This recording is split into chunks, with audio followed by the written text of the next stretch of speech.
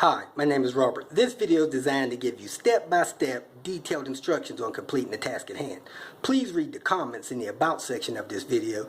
It has valuable information and updates. My YouTube channel has a disclaimer video that I encourage you to watch. And please like, share, and subscribe. I hope you found what you're looking for. Thank you very much for watching.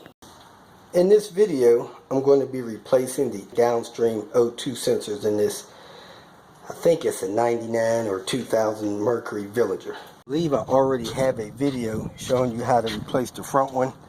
That is essentially right down there. You can see it, short wire, and our video doing the other one, the long one, going under the floor.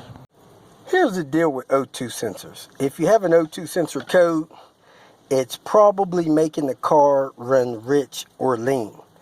If the sensors are older than 10 years or have more than 100,000 miles on them, it's probably best to just replace them and then troubleshoot from there.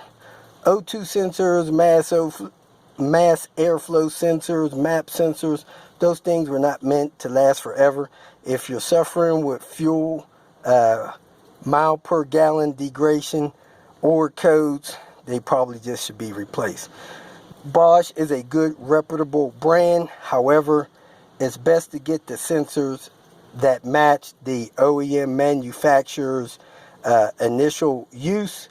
And for instance, if your car was sent out of the factory with Denso sensors, you might want to get Denso. If it was sent out of the system with Bosch, you might want to get Bosch, so on and so forth.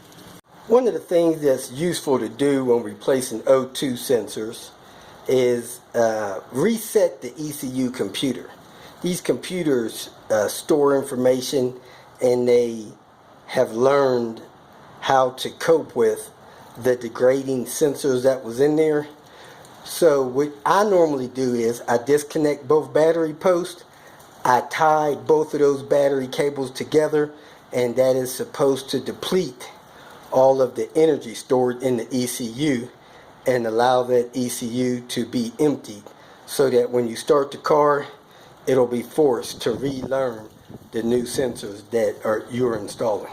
If you don't do that, it may take a while for the car to learn the new sensors. May take 1,000 or 2,000 miles, and that can cause codes to return and stuff like that. So do reset the ECU. This is the new rear O2 sensor order from Rock Auto. It's a Bosch made sensor. It looks original OEM, not counterfeit. So I'm going to use this to replace the rear O2 sensor. They also call it the downstream. It has the harness, the plug, and a couple of clips to secure it to the floor of the vehicle so that the cable doesn't dangle down and get caught on something as you drive along. This is the rear O2 sensor. As you can see, it strings along and it goes into the floor of the vehicle. If you look under the front seat from the back side, you can see that sensor connection there at the carpet. So I'm going to put the tool on there, break that loose, and replace this sensor. Sometimes these things are rusted, so they're hard to get out of the exhaust. So you take the tool, you slip it over the wire, you put it in a position, then you put your breaker bar on there and turn it counterclockwise like you would any other bolt.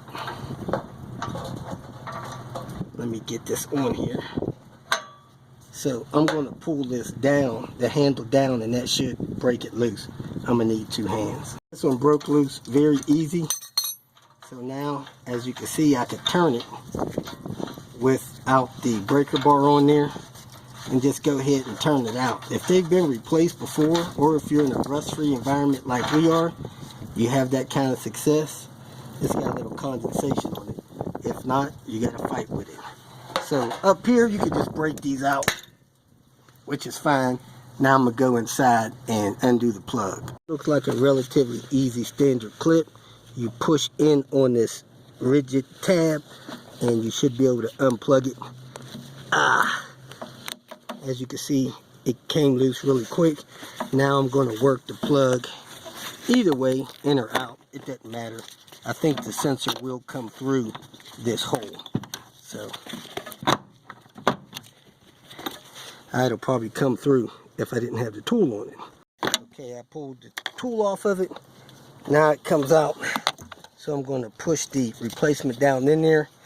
And for the sake of not twisting the wire up too much, I'm going to put it into the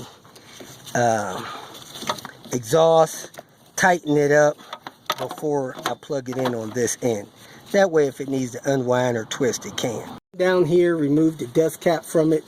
It does have anti-seize on the threads, so it don't get stuck in there. I normally torque them in there as tight as I do an oil pan bolt. That'll be about 18 or 20 foot-pounds. It has a crush washer on it as well. Apologize for the wind. I normally turn it back 4 or 5 turns, and because of the cord will be wound, then I'll put it in there and thread it.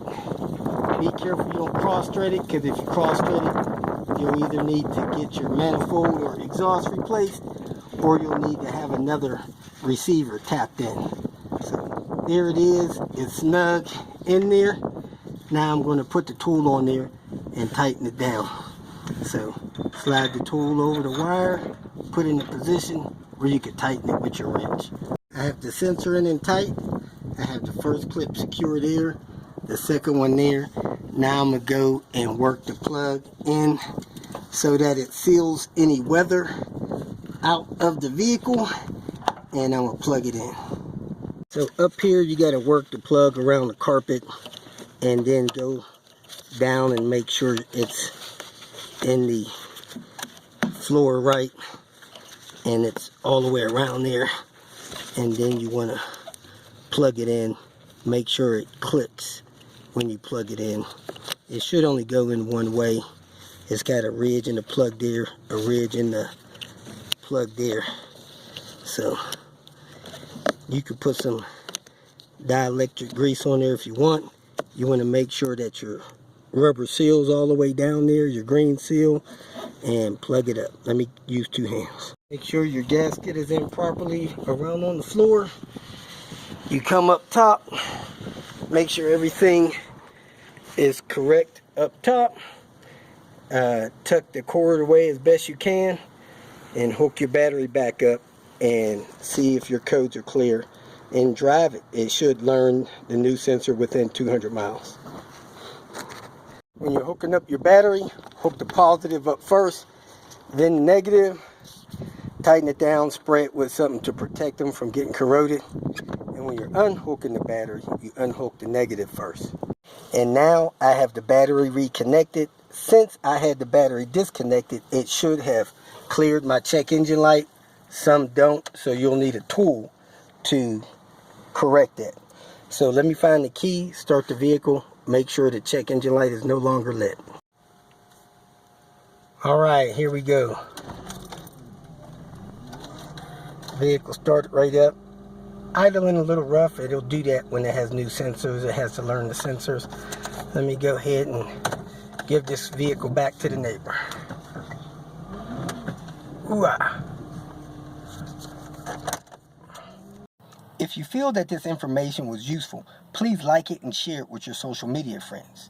You can subscribe to my channel so that you will get notifications of future videos that I post. You can follow me on Twitter, and if you need to contact me directly, please visit my website. And if you have any questions, leave them below, and someone or myself will reply to them. Again, thank you very much for watching.